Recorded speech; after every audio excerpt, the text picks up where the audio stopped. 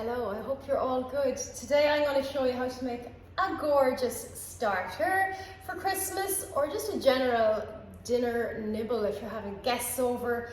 This is great, and this is the vol au vents, and I am using some ham. This is really helpful for the leftover ham after Christmas Day. You could have this on St. Stephen's Day. You can also use rashers. So to start off, I have my vol au vent cases, and I like the small little ones. I just think they're really handy. You can pick them up and eat them. The big ones can be a little bit messier, but it is completely your preference. So first things first, I'm going to get these onto a baking tray. I have my oven preheated there at about 200. Nice and hot, that way they're going to rise up real quick. These never last long. You always feel that you've got loads, but then when you put them out and somebody has one, they'll go back for another. So that's what I love about these. They are so handy to make and everybody loves them. So I'm going to spread these out. And we just want to brush these with a little bit of an egg wash. If you don't have an egg, you can use milk. That's a handy little tip for pastry. And you know, there's nothing worse than when you don't have an egg. You can use milk. Obviously the egg is better, but if not, milk will do. So just lightly brush these. You don't want to brush them too much, or when they rise they won't get a nice colour. So just get them well coated, but at the same time coat them well, because the bits that you don't coat may burn. So we're going to coat these, and while we have these in the oven, I'm going to show you how to make the quickest homemade sauce. We are using some cheese, some chives, the leftover bacon that I have here, and a little milk and cream. I'm going to grab maybe a bay leaf, add some salt and pepper. We won't need too much salt because there's salt already in that bacon.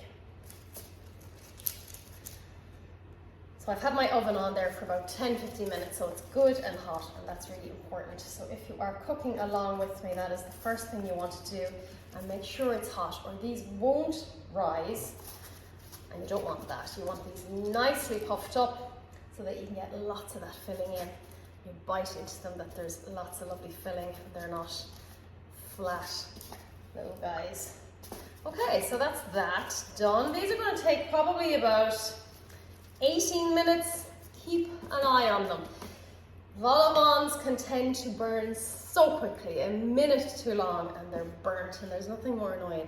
So set a timer. I spend my life setting timers because I have a feather head and I'll forget. So I'm going to get these in. Set a timer straight away for 18 minutes. Check them. If they're not done, give them another minute, 30 seconds. Keep an eye on them. If they're done, I'll be back. So to make that lovely cheesy filling, I'm going to warm my milk and my cream. When I warm it, it's going to add into the mix a lot easier, and you're going to avoid any lumps. You will see if you add cold into hot, the lumps from the flour that I will use to thicken it may just cause it to be lumpy. So let's add in about 200 ml of milk and maybe about 100 ml of fresh cream. We're going to gradually add this in, so you don't add any liquid into anything else all in, whether it's brown bread or a sauce, because you can't take that away then. You gradually add it in always, and a whisk is a great way to add it into anything, as I said, to stop any lumps forming. So I'm going to get this on the heat. And just let that nice and warm. You just want to take that bite out of it. Now, next up, I am adding some, well, I won't do that yet. I'm going to cut up my ham. So here is my ham. It has been hacked, and you'd look at that and go, what can I use this for? So I have a knife. A sharp knife is really, really important. It makes cutting anything up really easy and enjoyable and quick, which is always good.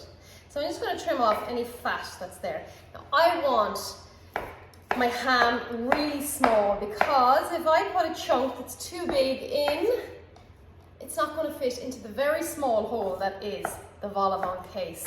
So nice and small. really cut that up. Because really with the vol au vent, you're not using a fork and knife, so you want the inside of it to just be edible in one bite without having a big lump of ham in your mouth. So I'm really cutting that up really fine. See? And a little goes a long way, because these are just a light little nibble, so you don't have to pack them with ham. So that was just a very, very small piece of ham. I'll cut up another little small bit here. Just any little leftover bits. This is such a handy way to use up ham. Also, if you have extra ham after this, your ham will keep for 3 to 4 days refrigerated. Lots of people ask me that. How long will the ham last? I'm afraid I'm going to poison my family. Chicken will last 2 to 3 days cooked in your fridge, and ham will last 3 to 4 days. Make sure you cover it well. But you can also use leftover ham like this for quiche. Quiche is a great one, or an omelette, to add to an omelette. So that is my ham cut nice and fine, and I'm just going to wipe down my worktop. So next I have my Gruyere cheese. You can use cheddar, no problem. I just find this one a good one, and you get it in most supermarkets.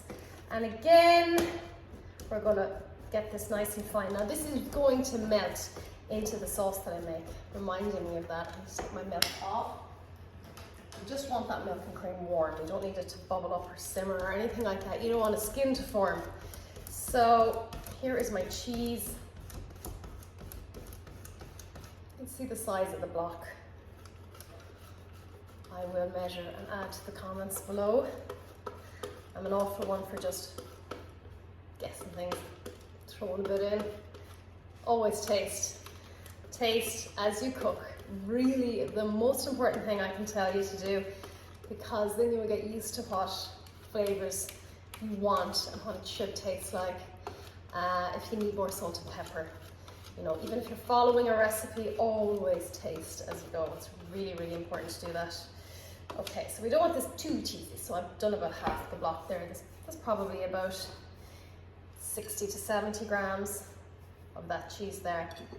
And I always prepare my ingredients ahead so that that is done and you're less likely to burn things because you're chopping the ham while something else is happening. So then finally I have some chives. If you don't have chives, you can use parsley. The chives are really to give that cheese and onion flavour. So I'm not going to add too much because we don't want our guests to be burping for the night or have these repeat, but it does give a lovely flavour. And if you don't have chives, you can use parsley. So that is going to be the last thing to go in. So at this point, I am going to add in some butter to a non-stick pan. Really important. Go today, if you don't have one, and spend 30 euros on a good non-stick pan. Try not to use metal instruments or utensils on it. That will damage the coating, and that's where your pancakes don't stick or flip and stick, or your omelets don't just glide off the pan. Your tools are really, really important in the kitchen. I probably replace mine every 6 months because I know you shouldn't use metal utensils, but it's not always that easy when they're in the dishwasher, or you have a specific metal one that you love to use, your trusty utensils. So get yourself a good non-stick pan. They're really easy to get. So I'm going to melt this on the heat first. So my butter has melted, and I'm adding in about a tablespoon of flour. Any flour will do. And we want to mix this up so there's no flour left, and get that back on the heat for about a minute or two. This is what you call a roux, and this is how you thicken any sauce. So you start it with this, and we're going to gradually whisk in that milk and cream. But give it a minute on the heat first. So I've melted the butter there, probably about 35 to 40 grams of butter. And once it was melted, I added a spoon of flour, any flour. This is what you call a roux, and this is how you thicken any sauce. So I've let that cook for about a minute, and this is my warm milk and cream mix with a whisk, gradually all the time and gradually add the liquid. You'll see that it's really thick, so you need to add more liquid. Keep whisking all the time. See what I mean about the metal utensils? It's kind of hard to avoid it sometimes. And keep this back on the heat. This is going to go into our gorgeous sauce. And once it simmers, I will be adding in the cheese. So this is simmering away. I'm going to add a bay leaf. If you have one, you get them in your supermarket. They just add the most gorgeous flavor. You remove that at the end. So next, it's time for the cheese. So I'll take my whisk out and add in this cheese. This is going to melt in that gorgeous sauce. So I will just combine that again on the heat, a very low heat. That's already melted in, but I will bring it back to the heat. And the bacon. All of this has been made while my vol au vents are puffing up in the oven, so it's a great way to get the whole dish done and you're not standing around waiting. So that is the gorgeous bacon in there. So I'm going to bring this back to the heat. A little crack of pepper. Be sure to taste it. Give this a little taste. See how we are. Never add too much salt to anything with cheese or bacon because there's lots of salt in there already. A bit more pepper. Really, really good.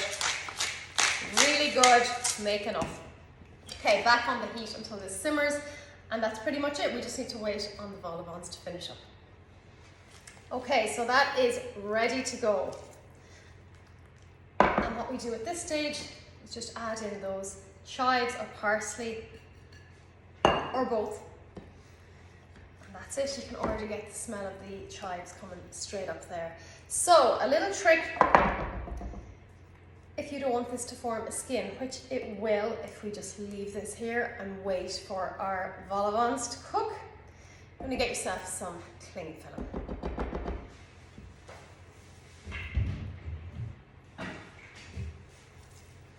So just get yourself some cling film and sit that into the sauce. Let it sit right in. Careful obviously if the pan is hot. And make sure there are no areas exposed. This works for custard too. And as long as there's no areas exposed, you can go for a little bit more if you need to. You will not have a skin, but make sure it's sitting right on it because anything with the milk and the sauce will form a skin. So that's just fine there. I'm going to clean up, wait for my vol au vent cases, and when that's done, we just need to fill them up. So they took exactly 18 minutes, and you can see they're nice and golden. So what I'm going to do now is going to lay a sheet of kitchen paper down on a breadboard. They're hot and very delicate. So I'm just going to pop them down on this, and that will just take away any grease that's on the bottom. And my advice would be to let them cool a little. There is no point trying to fill them while they're hot and you're burning your fingers. So either pop them outside on a windowsill or go and do something else for 10 minutes. And also when they've cooled, they become a little harder, so they're going to hold that filling a lot better.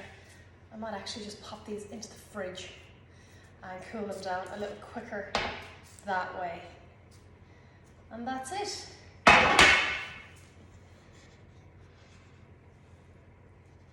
Ready to fill. There's one guy that I don't know if he's going to be fillable. He kind of fell over for whatever reason. There's always one. But yeah, I'm going to get these in the fridge, cool them down, and we'll fill them up.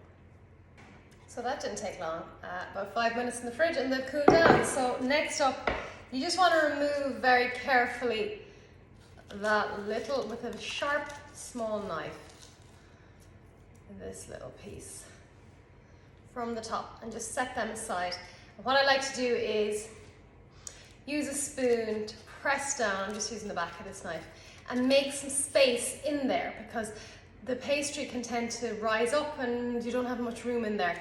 So just press that down. Repeat with all, and we are nearly done. So I'll get working on these. Now, I brought you a little closer so you can see as I go what I'm doing. So they are still on my chopping board and I am removing, see? No skin.